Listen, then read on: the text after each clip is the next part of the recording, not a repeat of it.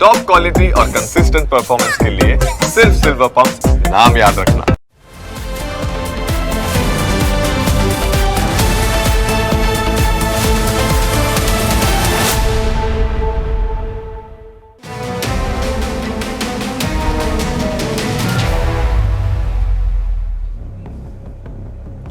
નેપાળ પૂર હોનારત બાદ આખી દુનિયા સ્તબ્ધ છે। જેણે પણ નેપાળના દ્રશ્યો જોયા તેના હોશ ઉડી ગયા।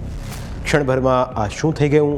મન હજુ માનવા તૈયાર નથી। નેપાળનો એ રસુઆ વિસ્તાર જ્યાં કુદરતના ખોળામાં આખું નગર વસતું હતું, ત્યાં હવે અજંપાભરી શાંતિ છે। કાટમાળ છે અને કાટમાળ નીચે દટાયેલા સંખ્યાબંધ લોકોના મૃતદેહ। આ બધાની વચ્ચે ઘણા નસીબદાર લોકો પણ છે જેઓ હોનારત સર્જાયાના થોડા સમય પહેલાં જ ત્યાંથી નીકળી ગયા હતા। નેપાળના રસુઆમાં આવેલા જળપ્રલયના આ દ્રશ્યો તો તમે જોયા જ હશે। આ દ્રશ્યો જોયા પછી દરેક વ્યક્તિ એક જ વાત કહે છે કે આમાંથી જો કોઈ બચી ગયું હશે તો તે ચમત્કાર જ હશે। પરંતુ ઘણા એવા લોકો છે જેઓ દુર્ઘટનાના થોડા સમય પહેલાં જ નેપાળ તિબેટના આ બોર્ડર ક્રોસિંગ પોઈન્ટ પરથી પસાર થયા હતા। આ ખૂબ જ જાણીતો બોર્ડર ક્રોસિંગ પોઈન્ટ છે જ્યાં પ્રવાસીઓની અવરજવર સૌથી વધુ હોય છે, કારણ કે આ જ રસ્તેથી કૈલાસ માનસરોવરની યાત્રા કરી શકાય છે। હાલમાં જ કૈલાસ માનસરોવરની યાત્રા ચાલી રહી હોવાના કારણે મોટી સંખ્યામાં પ્રવાસીઓ ઉમટી પડ્યા હતા, જેમાં ભારતીયોની સંખ્યા પણ ખૂબ જ વધારે હતી।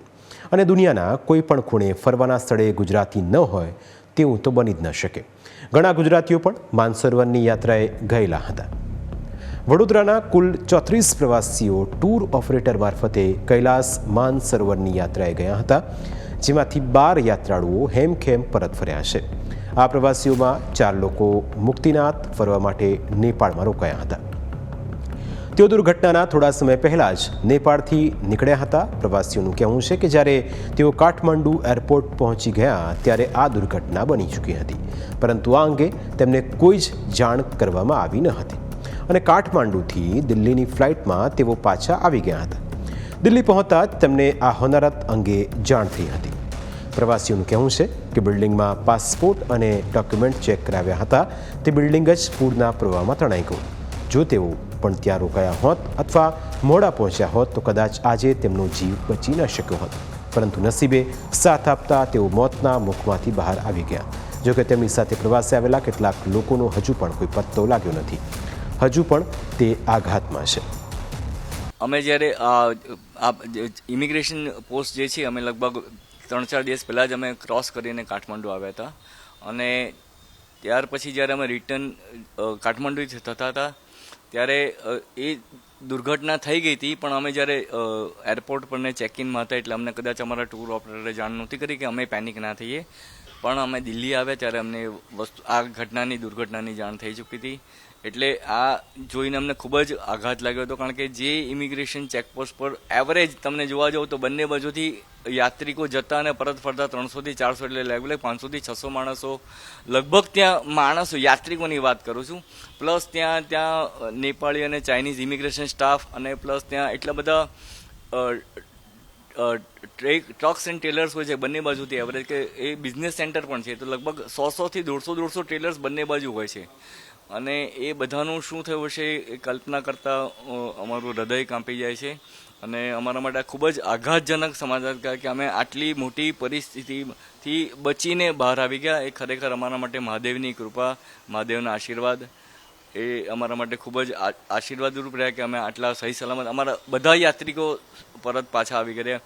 પણ દુઃખદ વાત ફક્ત એટલી છે કે અમારી સાથે જે સહાયકો હતા તિબેટ અને નેપાળના, એમાંથી અમુક લોકો મિસિંગ છે, બીજાના હજી કોઈ અમારા સંપર્કમાં નથી, એ અમારા એની સાથે કોઈ કોન્ટેક્ટ નથી થયો। અમારે ટૂર ઓપરેટર્સ પણ પ્રયત્ન કરે છે, એમના કોઈ સંપર્કમાં નથી, એટલે લગભગ 3 કે 4 જણા તો લગભગ એમાંથી મિસિંગ છે, પણ બાકીના કેવા છે એનો અમને કોઈ ખ્યાલ નથી।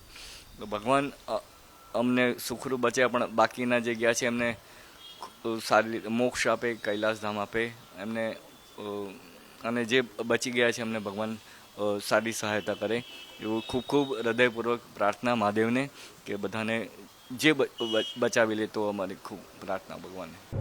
કેવું લાગે જ્યારે કોઈ જગ્યાની આપણે હજુ તો થોડા કલાકો પહેલાં જ મુલાકાત લીધી હોય અને એ સ્થળ જ આખું પાણીમાં તણાઈ જાય તો તેનો ઘા ખૂબ જ ઊંડો હોય છે. ત્યાં ખૂબ જ આનંદ સાથે વિતાવેલી ક્ષણો પણ ખૂબ જ આઘાતજનક લાગે છે.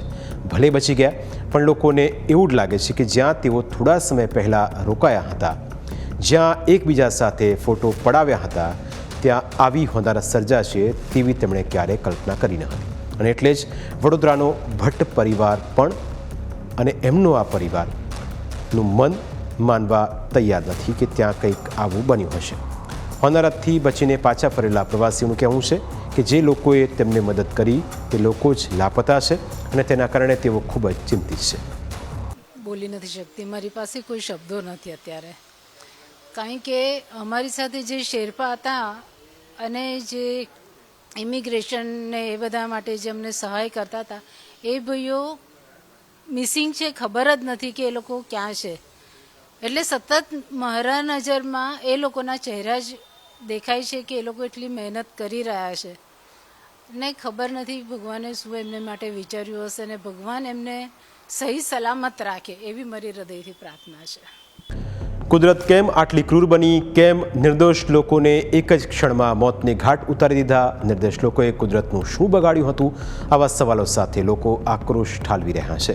પરંતુ હજુ થોડો સમય પહેલાં ત્યાંથી પરત ફરેલા લોકો આ હોનારતને ખૂબ જ નજીકથી અનુભવી રહ્યા છે, કારણ કે એ જગ્યા સાથે એક લાગણી બંધાયેલી છે, એ જગ્યા સાથે ઘણી યાદો જોડાયેલી છે. આખરે જે વિસ્તારમાં આ હોનારત બની છે, હોનારતના થોડા કલાકો પહેલાં કેવો માહોલ હતો તે સાંભળશો તો તમને કેટલી મોટી જાનહાનિ થઈ હશે તેનો અંદાજો આવી જશે. જ્યારે અમે તિમુરે જે નેપાળનું છેલ્લું ગામ છે ત્યાંથી 1.5 કિલોમીટર ઇમિગ્રેશન બિલ્ડિંગ આવી રહી છે અને ભારતીય પાસપોર્ટ ધરાવતા અથવા તો જે ભૂતાનીઝ છે કે જે લોકોને પણ ચાઇનામાં એન્ટ્રી જોતી હોય કૈલાસ માનસરોવર માટે એ લોકો આ જ રસ્તેથી જતા હોય છે. એટલે પુષ્કળ ત્યાં ભીડ હતી કેમ કે આ મહિનો એ લોકો માટે પણ ખૂબ જ પવિત્ર મહિનો છે. એટલે જે ધાર્મિક શ્રદ્ધાળુ બૌદ્ધિસ્ટ છે એ લોકો માટે આ બહુ જ મતલબ બહુ પવિત્ર મહિનો હતો. એટલે ટુરિસ્ટની સંખ્યા પણ બહુ વધારે હતી. પ્લસ આપણને ચાઇનાએ આ વખતે ખોલ્યું છે એટલે ઇન્ડિયન પાસપોર્ટવાળા પણ જે પ્રાઇવેટ ટૂરથી જાય છે એ લોકો માટે આ એક જ રસ્તો ખુલ્લો છે. તો ટિમુરે પછી 1.5 કિલોમીટરનો રસ્તો અને એના પછી તમે જ્યારે તિબેટમાં એન્ટર થાવ છો ત્યારે વચ્ચે આ બિલ્ડિંગ છે એક જે ઇમિગ્રેશન પાસ કરવાનું હોય છે અને ખૂબ ક્રાઉડેડ કહી શકાય આપણે કે ત્યાંનો સ્ટાફ, પોલીસ, લોકો, ટ્રકોની લાઈન અમે જોઈ છે કારણ કે એ જ રૂટથી આપણો બિઝનેસ પણ થતો હશે. તો આટલા બધા લોકો અને એ બિલ્ડિંગને ક્રોસ કર્યા પછી અમે ખૂબ ખુશ હતા કે આપણે ચાઇનામાં પહેલી વાર આવ્યા, અમે બધાએ સેલ્ફી લીધી અને આજે એ જ બિલ્ડિંગને આપણી નજરની સામે ધોવાઈતી જોઈને અને બિલ્ડિંગ તો ઠીક કે આટલા બધા માણસોની અંદર જે સ્ટાફ હતો એ ખરેખર દુઃખદ ઘટના છે. જ્યારે તમે ત્યાં હતા અને પછી જ્યારે ઘટનાની જાણ થઈ તે સમયે તમે કેવી લાગણી અનુભવી? જ્યારે અમે એરપોર્ટ પર પહોંચી ગયા અને અમને ખબર પડી કે ફ્લાઇટ થોડીક લેટ છે પણ ખબર ના પડી કે કેમ લેટ છે તો